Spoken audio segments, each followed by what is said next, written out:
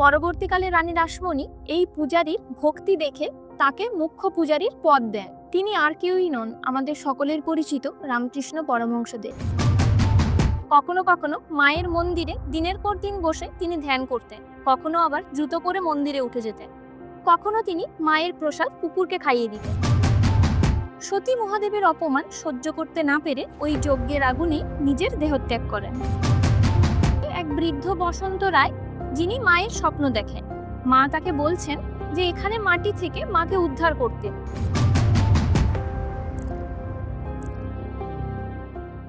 কয়েকদিন বাদেই কালী পুজো আর দীপাবলি। আমরা সবাই আলোয় আলোয় সাজাবো চারিদিক। আপনারা যদি আমার চ্যানেলের রেগুলার ফলোয়ার হয়ে থাকেন তাহলে আপনারা নিশ্চয়ই জেনে গেছেন কালী পুজো আর দীপাবলি আলাদা কিভাবে। আজকে কথা বলবো বাংলার 3টি মা কালীর পীঠস্থান নিয়ে। কিন্তু তার আগে আপনাদের কাছে একটাই অনুরোধ, কালী পুজো আর দীপাবলিতে নিজেকে বাজি ফাটানোর থেকে বিরত রাখবেন, আমাদের পরিবেশ এবং আমাদের চারপাশের আবহাওয়ার স্বার্থে। বাজি ফাটানোর পরিবর্তে একটি করে গাছ লাগাবেন, আমিও তাই করব। চলুন তাহলে শুরু করা যাক। ব্রহ্মার মানসপুত্র প্রজাপতি দক্ষ ছিলেন দেবলোকের শক্তিশালী রাজা। তার কন্যা ছিলেন সতী। সতী ছোটবেলা থেকেই শিবের আরাধনা করতেন এবং পরবর্তীকালে সতী শিবকে স্বামী রূপে পান। কিন্তু প্রজাপতি দক্ষ কোনো মতেই মহাদেবকে সতীর স্বামী রূপে মেনে নিতে পারেননি, কারণ মহাদেব ছিলেন শ্মশানচারী। তিনি শ্মশানে ছাই ভস্য মেখে ঘুরে বেড়াতেন। এরপর কয়েকদিন বাদে প্রজাপতি দক্ষ একটি বিরাট যজ্ঞের আয়োজন করেন এবং সেই যজ্ঞে তিনি সমস্ত দেবতাদের, মুনি ঋষিদের এবং গণ্যমান্যদের আমন্ত্রণ জানান, কিন্তু তিনি মহাদেবকে কোনো আমন্ত্রণ জানাননি। এই ঘটনায় সতী খুব রেগে যান এবং তিনি যজ্ঞের দিন তার পিতার কাছে গিয়ে এর কৈফিয়ত চান। তখন মেয়ের প্রশ্নের উত্তরে প্রজাপতি দক্ষ নানানভাবে মহাদেবকে অপমান করেন। সতী মহাদেবের অপমান সহ্য করতে না পেরে ওই যজ্ঞের আগুনে নিজের দেহত্যাগ করেন। মহাদেব এই ঘটনা জানতে পেরে ক্রোধে দুঃখে পাগলের মতো হয়ে ওঠেন এবং যজ্ঞস্থলে পৌঁছে সতীর মৃতদেহ কাঁধে নিয়ে তিনি তাণ্ডব নৃত্য শুরু করেন। বিষ্ণু শিবের এই তাণ্ডব নৃত্য দেখে বুঝে যান, শিবের এই তাণ্ডব যদি চলতে থাকে তাহলে সমগ্র পৃথিবী ধ্বংস হয়ে যাবে। বিষ্ণু তার সুদর্শন চক্র দিয়ে সতীর দেহটিকে 51টি খণ্ডে বিভক্ত করেন।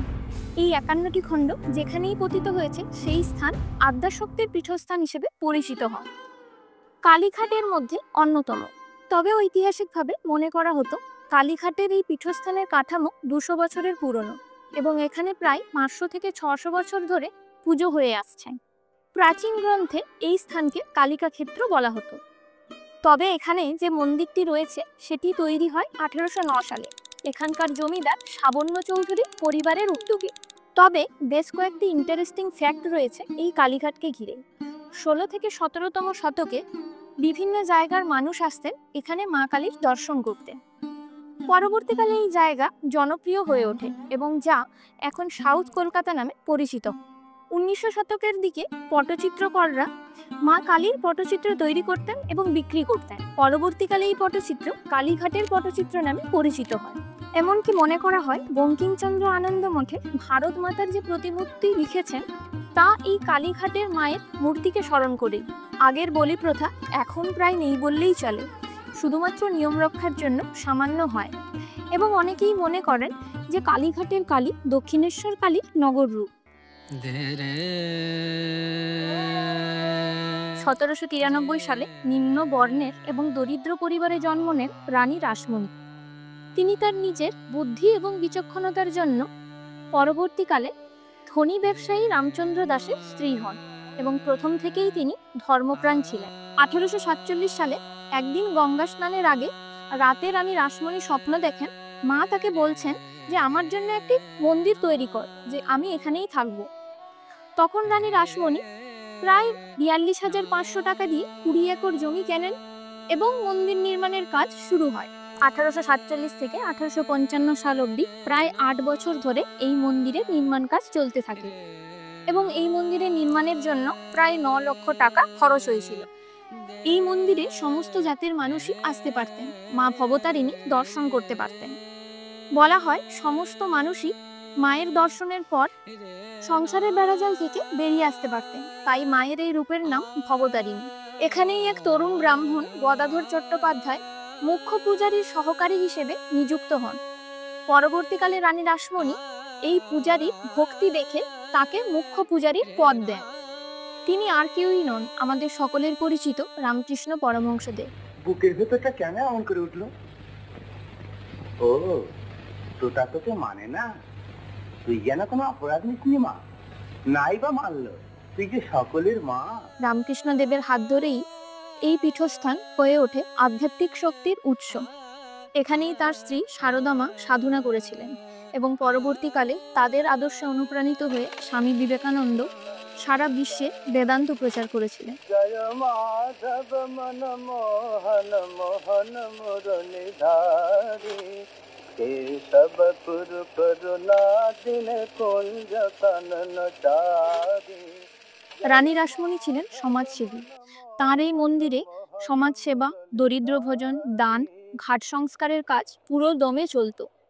এখনো এই মন্দির ভক্তির এক অনন্য নজির। 51টি শক্তিপীঠ কিভাবে তৈরি হয়েছিল সে কথা তো আমি প্রথমেই বললাম। এবার তাদের মধ্যে তারাপীঠ হচ্ছে একটি, যেখানে সতী তৃতীয় নয়ন প্রতীত হয়েছিল। এখানে সতী দেবী তারিণী রূপে পূজিত হন। পাশেই রয়েছে মহাশ্মশান, যেখানে সাধক বামাখ্যাপা সাধনা করতেন। লোককথা হিসেবে প্রচলিত আছে এক বৃদ্ধ বসন্ত রায়, যিনি মায়ের স্বপ্ন দেখেন। মা তাকে বলছেন যে এখানে মাটি থেকে মাকে উদ্ধার করতে এবং মায়ের মূর্তি স্থাপন করতে। সেই অনুযায়ী এই ব্রাহ্মণী মা তারিণীর এই মূর্তি স্থাপন করেন।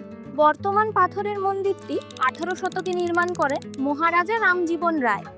মন্দিরের গম্বুজে যে জটিল তাঁত কাটা অলঙ্করণ এবং টেরাকোটার নিদর্শন রয়েছে তা আমাদের বাংলার শিল্পের অন্যতম নিদর্শন।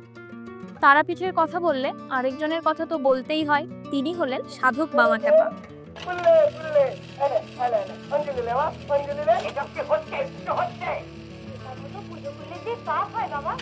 1837 সালে বীরভূম জেলার আওড়ার গ্রামে তার জন্ম হয়। ছোট থেকেই বামা নদীর ধারে ধারে ঘুরে বেড়াতেন, শ্মশানে ঘুরে বেড়াতেন, তাই সবাই তাকে বামাখ্যাপা বলে ডাকত। কিশোর বয়সে তিনি তারাপীঠে চলে আসেন। প্রচলিত কোনো ধর্মচারণ তিনি করতেন না।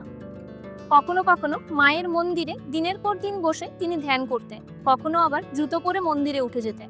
কখনো তিনি মায়ের প্রসাদ কুকুরকে খাইয়ে দিতেন। তিনি ছিলেন সিদ্ধ পুরুষ। তারাপীঠে অনেক অলৌকিক কাহিনী আছে তাকে নিয়ে, সেগুলো না হয় অন্য আরেকদিন বলবো। 1911 সালে শ্মশানে ধ্যানে বসে শান্তভাবে তিনি পরলোক গমন করেন। মৃত্যুর আগে তাকে বলতে শোনা যায়, মা আজ তোকে দেখতে যাচ্ছি।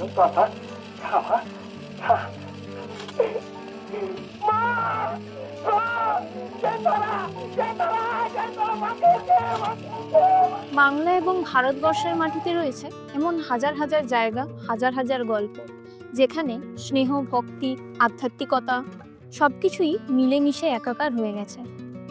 মা কালী, তাকে তো বলা হয় শ্মশানচারী, অসহায়ের সহায়। মা বিভিন্ন রূপে বিভিন্ন জায়গায় আমাদের মাঝখানে ফিরে আসেন অশুভ শক্তি বিনাশ করার জন্য। তবে পরিবেশ বাঁচাতে তো কিছুটা আমাদেরকেই করতে হবে। তাহলে এই দীপাবলিতে গাছ লাগানোর উৎসব হোক। আপনাদের কেমন লেগেছে এই ভিডিওগুলি কমেন্টে অবশ্যই জানাবেন, আর আমার চ্যানেলটিকে অবশ্যই সাবস্ক্রাইব করে দেবেন।